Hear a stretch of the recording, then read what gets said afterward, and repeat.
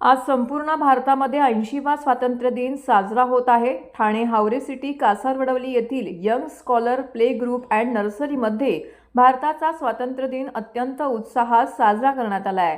संपूर्ण शाळा तिरंग्या फुलांनी सजवण्यात आली होती। यावेळी 2 ते 5 वर्षाच्या मुलांनी स्वातंत्र्यवीरांचे गणवेश परिधान केले होते।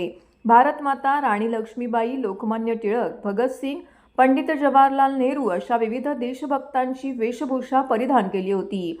मुलांना स्वातंत्र्य दिनाचं महत्त्व कळावं यासाठी यंग स्कॉलरच्या वतीने या कार्यक्रमाचं आयोजन करण्यात आलं होतं।